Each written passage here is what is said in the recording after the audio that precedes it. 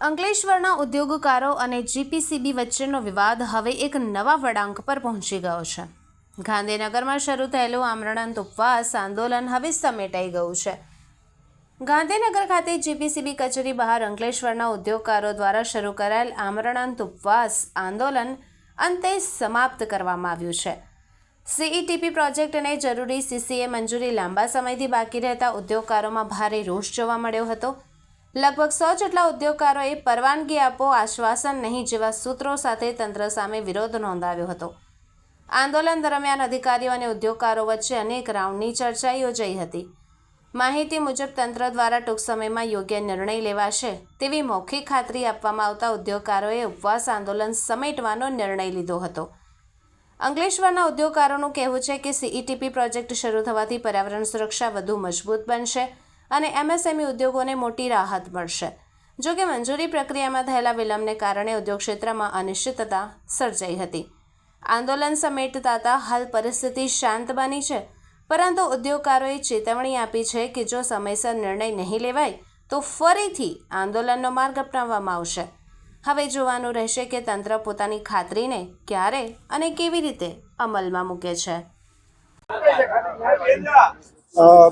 રમેશભાઈ, તમે ઉપવાસનો અહીંયા અંત કર્યો, હમણાં જ પારણા કર્યા, શું કારણ અને એ કયા સંજોગો?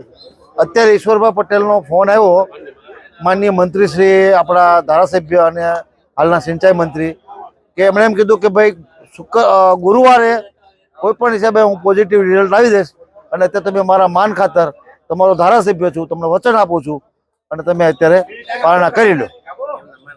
અને ઈશ્વરભાઈ પટેલના જે માન ખાતર અમે એનું માન રાખીએ છીએ અને અમને ઈશ્વરભાઈ પટેલ પર પૂરેપૂરો ભરોસો છે કે અમને કન્સેન્ટ આપીને જ જમશે।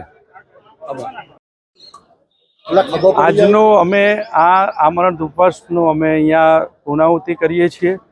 મંત્રી શ્રી અમારા જે ઈશ્વરભાઈ છે, ધારાસભ્ય પણ છે અને સ્વતંત્ર હવાલા સાથે મંત્રી છે સરકારમાં, એમના દ્વારા અમને ખૂબ જ સહયોગ અને આશ્વાસન મળેલ છે કે ટૂંક સમયે તમારું કાર્ય પૂરું થશે। સાથે સાથે પર્યાવરણ મંત્રી કેબિનેટના અર્જુનસિંહ મોઢવાડિયા સાહેબને પણ અમે મળ્યા અને એમને પણ અમને ટૂંક સમયમાં તમારી AWMLના પ્લાનની કન્સાઇન મળી જશે એવું આશ્વાસન સવારે એમને 12-1 વાગે આપેલું। અને છેલ્લે અત્યારે ચેરમેન સાહેબને અમારા પ્રતિનિધિઓ ઠાકર સાહેબ બધાની મિટિંગ થઈ અને ભાજપના જય તેરૈયા અમારા પ્રમુખ અને ભૂતપૂર્વ પ્રમુખ જશુભાઈ ચૌધરી અને જે અમારા ડાયરેક્ટર પણ છે અને એમની ટીમ પણ આજે અમારી સાથે રહી અને મિટિંગો અવિરત કરાવી અને જે પોઝિટિવ નિર્ણય આવ્યો છે એ બધા હું વતી એમનો હું આભાર માનું છું અને સરકારશ્રીનો પણ આભાર માનું છું કે સમયની મર્યાદા હતી એ હવે પૂર્ણ થઈ છે અને ગુરુવાર સુધીમાં મિટિંગો થઈને યોગ્ય નિર્ણય લઈ અને પોઝિટિવ કાર્ય થશે અને જેના કારણે પર્યાવરણ અને સ્મોલ સ્કેલનું ખૂબ જ ભારણ હળવું થશે એવી અમને આશા છે।